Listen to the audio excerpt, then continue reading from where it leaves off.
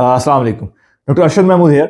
आज के इस शॉर्ट वीडियो के अंदर हम देखेंगे कि नॉर्मल ईईजी कैसे होती है और एक पीडियाट्रिक रेजिडेंट को या एक डॉक्टर को कितना पता होना चाहिए ईईजी के बारे में और बेसिक्स ईईजी की क्या है। तो ईईजी बेसिकली स्टैंड्स करती है फॉर इलेक्ट्रोएन्सेफेलोग्राम। ये इलेक्ट्रिक एक्टिविटी ब्रेन की इसके अंदर रिकॉर्ड हो रही होती है और इसमें हम इलेक्ट्रोड यूज करते हैं जो कि मोस्टली हमारे यहाँ जो है वो सिल्वर के बने हुए होते हैं और ये इलेक्ट्रोड हम स्किन के ऊपर अप्लाई करते हैं यूजिंग एडहेसिव जो है वो ग्लू के साथ और टेप के साथ। और इसके अंदर जो है हम उसके ब्रेन की इलेक्ट्रिक एक्टिविटी स्कैल्प के जरिए रिकॉर्ड करते हैं और हम देखते हैं कि क्या फाइंडिंग उसके अंदर आ रही है। जो करंटली ईईजी हम फॉलो कर रहे हैं वो 10-20 सिस्टम पे बेस है। उसका मतलब ये है कि जो भी हम इलेक्ट्रोड उसकी स्कैल्प पे अप्लाई करेंगे उनका आपस का डिफरेंस एटलीस्ट 10% या 20% of the circumference of the head है। तो इस सिस्टम को हम 10-20 सिस्टम कहते हैं। इनमें इलेक्ट्रोड यूज करते हैं। ये इलेक्ट्रोड होते हैं वो हमारे सिल्वर के बने होते हैं और 10-20 सिस्टम होता है। 10 सिस्टम का मतलब ये है कि दोनों इलेक्ट्रोड का जो डिस्टेंस है, कोई भी इलेक्ट्रोड आप पकड़ के देख लें तो उनका डिस्टेंस जो आपस का है वो इधर 10% और 20% of the whole circumference of brain है। ठीक है। इलेक्ट्रोड्स कितने यूज करते हैं तो 21 इलेक्ट्रोड्स होते हैं, जिसमें 2 इलेक्ट्रोड्स कान के ऊपर लगते हैं और बाकी इलेक्ट्रोड्स एक्टिव इलेक्ट्रोड्स होते हैं। ये 2 इलेक्ट्रोड्स जो कान पे लगते हैं जिसको हम A1 और A2 कहते हैं, कंसीडरिंग और इकोस्टिक से याद कर लें A1 और A2। तो ये जो इलेक्ट्रोड है इनको हम आर्स इलेक्ट्रोड्स कहते हैं। ये एक्टिवली रिकॉर्ड नहीं कर रहे होते और बाकी जो सारे इलेक्ट्रोड्स हैं वो आपके एक्टिवली रिकॉर्ड कर रहे होते हैं। इलेक्ट्रोड की जो प्लेसमेंट है उनकी जो नेमिंग की गई है वो naming on the basis of brain की लोब्स के ऊपर की गई है। उसमें इलेक्ट्रोड में आपको एफ इलेक्ट्रोड मिलेगा, आपको एफ मिलेगा फॉर फ्रंटल लोब, आपको पी मिलेगा फॉर पैराइटल लोब, आपको ओ मिलेगा for occipital lobe. So F, P और ओ। दरम्यान में कुछ इलेक्ट्रोड है जिनके ऊपर सी का नाम दिया गया है। आल्दो सेंट्रल लोब ब्रेन के अंदर नहीं होती, लेकिन सी का मतलब है कि सेंट्रल। जो इलेक्ट्रोड सेंटर में प्लेस होंगे उसको हम सी इलेक्ट्रोड बोलते हैं। ठीक है। अब इलेक्ट्रोड की जो पोजीशन है उसको 2 में डिवाइड किया गया है। जो हमारे राइट साइड के इलेक्ट्रोड है और लेफ्ट साइड के इलेक्ट्रोड है। जो हमारे राइट साइड के इवन नंबर जो हम लेते हैं इलेक्ट्रोड्स के, जैसे 1 2 4 6 8 10 जो भी होगा तो वो राइट साइड पे होंगे। जो ऑड नंबर है जैसे 1 3 5 7 9 तो ये लेफ्ट साइड पे होंगे। तो ईजी के अंदर फोकैलिटी को डिस्क्राइब करने के लिए इवन और ऑड के अंदर डिफरेंस किया हुआ है। अब ईजी करवाते कब है तो ईजी की इंडिकेशंस क्या हैं। तो इंडिकेशंस में अक्सर पूछी जाती हैं टॉक्स के अंदर आपसे। तो उसमें ईजी की इंडिकेशन में एक एपिलेप्सी है। एपिलेप्सी में आप देखते हैं कहीं फोकल डिस्चार्जेस तो नहीं आ रहे, कहीं कोई टाइप ऑफ स्पेशल टाइप के एपिलेप्सी के फीचर्स तो नहीं आ रहे, जैसे हिप्सरिथमिया आ रहा है, एब्सेंट सीजर की अपनी एपिलेप्सी होती है। तो स्पेसिफिक सीजर सिंड्रोम आपको बताती है ईजी। ठीक है।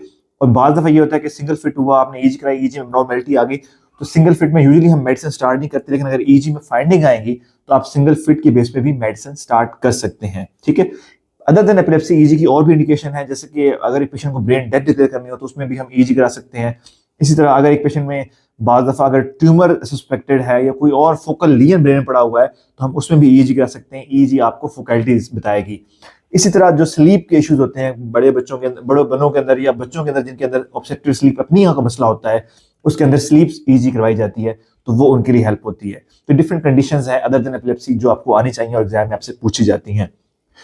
अब ईजी करवा कितने ड्यूरेशन की होती है तो ईजी की ड्यूरेशन उम्र हाफ आवर से 1 आवर तक होती है, लेकिन बाज़ दफ़ा ईजी हम लंबी भी कर सकते हैं। जैसे हम एम्बुलेटरी ईजी भी करा सकते हैं जिसमें ईजी की ड्यूरेशन लंबी हो सकती है। वो आप उसको वो 24 आवर तक भी कर सकते हैं अगर आपने उसको कोई माइनर चेंजेस देखनी है। ईजी जो है अब नेक्स्ट ये है कि ईजी के प्रोसीजर क्या है। तो उसमें डेफिनेटली बच्चों के अंदर हम स्लीप ईजी कराते हैं तो बच्चों को हम पहले सेडेट करते हैं, सिरप सेडेट देके और फिर उनकी ईजी करते हैं। अब अगर बच्चा कोऑपरेटिव है, बड़ा बच्चा है, तो आप उनकी अवेक ईजी भी कर सकते हैं। ईजी के बाद उसकी रिपोर्ट बनती है और हम उसको फॉलो करते हैं। अब हम एक नॉर्मल ईजी की रिपोर्ट देखेंगे कि वो कैसे नजर आती है। सो एक नॉर्मल ईजी की आपको ग्राफिकल नजर आ रही है। ये ईजी का नॉर्मल ग्राफ होता है। अगर आप इसको देखें तो आपको जो है सबसे जो लेफ्ट साइड के ऊपर आपको डिफरेंट एरिया नजर आ रहे हैं, FP1 FP3 जो सारी हैं ये शो करते हैं कि कौन सी लीड हमने यूज की है। ठीक है। और ये आपको एक वेव फॉर्म नजर आ रहा है, इसके अंदर इसकी टाइम डिस्ट्रीब्यूशन है और फिर उसके अंदर वेव बन रही है। ठीक है। तो ईजी की जो आपकी नॉर्मल वेव्स होती हैं वो 4 तरह की वेव्स होती हैं। इन वेव्स को हम कहते हैं डेल्टा, थीटा, अल्फा और बीटा। तो अगर हम कैटेगराइज करें तो इसके लिए हम जो वर्ड यूज करते हैं वो डी टैप एक्रोनिम यूज करते हैं, DTAB। सो ये ऐसे ही आपने लिखना है DTA और B। So D stand for delta, T stand for theta, A stand for alpha and B stand for beta waves. So different waves हैं। अब डिफरेंट वेव्स आपस में डिफरेंट कैसे कहते हैं कि फ्रीक्वेंसी डिफरेंट है। Frequency means number of waves पर सेकंड, ठीक है। तो डेल्टा जो वेव है उसकी फ्रीक्वेंसी सबसे कम है, इसकी फ्रीक्वेंसी है 1 to 3 हर्ट्ज, मतलब इसके 1 सेकंड के अंदर 3 वेव्स तक आती हैं। थीटा की फ्रीक्वेंसी उससे ज्यादा है तो ये जो है 4 to 7 तक है। अल्फा की फ्रीक्वेंसी जो है वो 8 to 13 है और बीटा की फ्रीक्वेंसी जो है मोर देन 14 है, ठीक है। तो इनकी फ्रीक्वेंसी बढ़ती जाती है। ये नॉर्मल ईईजी की वेव फॉर्म्स हैं। जो बीटा वेव है ये जब आप अवेक हो और आपकी आंखें खुली हो और आप अलर्ट हो तो तब आती है, तो अवेक और अलर्ट स्टेट में आएगी ये।